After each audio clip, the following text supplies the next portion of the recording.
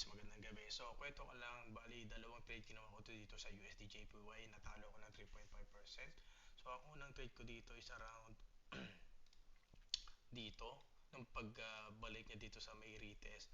Ang problema, na-take out tayo ng week na to, na-take out ako dito, na-stop loss ako dito. Ang plan target ko sana is dito. So, yun nga ang nangyari. Then, pag-gising ko ng umaga uli, after 4 hours, nakita ko bumabalik siya dito, na nagkaroon ng pin bar bullish dito, then nag-trade ulit ako dito banda, trade ako dito. Yan, actually ano na tayo, sa profits na tayo. ang problema ang problema is hindi ko na ilagay yung stop loss ko doon sa break even kasi medyo busy ako. Ayun yung pagkakamali natin. So ayun, na take out ulit ako. So supposed to be dapat itong USD JPY tumaas na to eh. Hindi ko alam bakit siya pumunta dito sa may, actually babalik din talaga siya dito sa may niya, yung kanyang liquidity, no. Dito sa area na to. Problema lang, uh, kumbaga parang hindi siya tumutuloy pataas. So ganun talaga, may win or loss talaga. So talo tayo dito. Ang kagandahan lang is yung kanina, yung last trade natin is mas mataas yung win rate natin doon.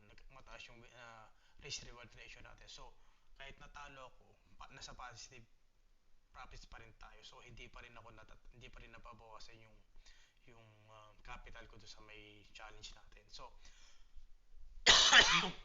sorry guys, medyo inubo ako ngayon. So, market analysis tayo. Dito tayo sa USD CHF. So, ito yung possible trade natin sa Monday.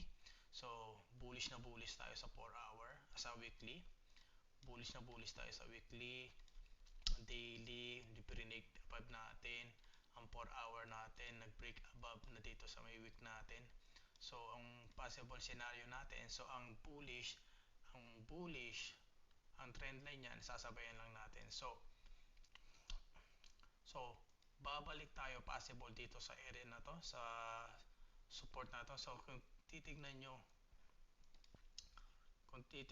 guys, ang support, yan, ilang beses yan, hindi mabasag. Okay? 3 beses siya, tinouch. So, ngayon lang actually nabasag to. So, there's a possibility that we will go back to this area, no? To this area. So, yun ang possible trade natin sa Monday, guys. So, yun. Watch out lang natin to. So, once na niretest natin to, so ilang candle to? 1, 2, 3. And then sa pang-apat na candle, doon tayo titira ng buy. Okay? So, check natin yan. So, ayan ang unang A plus trade natin. And then, sa CAD JPY, guys. Ito lang. So, bullish na bullish pa rin tayo. So, ang daming rejection ulit dito sa 4 hour. So, kung titignan nyo sa weekly, daily, talagang bullish tayo, guys. So, yun lang. Bali, ang possible trade natin dito is once nag-breakout tayo dito, ma-sure natin na talagang bullish to. Then, i-retest natin itong pinaka-solid resistance natin. And then, yun. Buy tayo dyan. Yun lang ang possible scenario natin, guys. So, A plus trade yan. Then, sa Euro USD, yun lang. So, ito, sa 4 hours. So, solid support to. So, sell lang ang gagawin ko dito, guys. Magbabay lang ako dito once na breakout natin, then ini-retest, and then magbabay naman tayo dyan. So, parang mangyari ganito, guys. So, yan. Pag pre-neg niya itong 4 hour, itong support na, solid support na to, yan, ibig sabihin, possible na mag-reverse na to. So, bullish na tayo dito. I-retest niya ulit itong area na to. Ang possible target is around this area. Pero, kung i-reject niya itong area na to, guys, magsasell ako dito since we are actually in a bearish trend. So, yun lang, guys. Just always follow the trend. Huwag tayo mag-trade against the tide, no? Hindi talaga natin kakayanin yan. We're just a retailer. So, same thing with the GBP USD. So, actually, dito lang din yung area ko ng trade. actually ano lang ako di ulit magte-trade lang ako as a sell lang dito. Same thing lang din kung once na break natin to, first target natin dito and then or dito. Okay? So yun lang. NZD CAD same. NZD CAD and NZD USD. The same lang scenario no. We break above retest target dito sa area or we break below retest and ganito. Ayan lang yung possible trade natin. Actually ngayon nasa ranging tayo so di natin alam kung saan ba talaga siya. So same thing with the NZD USD. Ganun lang din no. So break above, retest and then possible target dito sa area na to. Same thing, we break below, retest, ganyan lang. So range tayo dyan. USD CAD, same.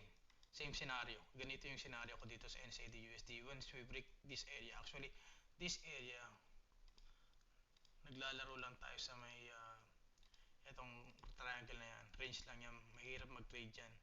Hindi ako magte-trade dyan. So, ito lang yung possible scenario na gagawin natin. So, sa GPP, JPY, naghihintay ako ng possible rejection dito sa may previous resistance. Pwede ako mag-sell, mag-short. Mabilisan lang. So pagka ganyan, mabilisan ang trade mo dyan, pwede kang mag-scalping lang kasi alam mo bullish yan. So pwede kang mag-take out around 20 pips or 30 pips, then out ka na. Kasi hindi mo sure na baka mag-break niya uli yan, then itong i-target niya in the previous high. So USD JPY, bullish to, kaso ayaw ko na dito kasi marami siyang spike na nag-ano siya, nag-stop loss hunt tong area na to. Itong pair na to. Kaya X na sa akin itong USD JPY. Dalawang beses ako natalo dyan. So ayaw ko nang bumalik dyan. So yun lang guys. So see you guys.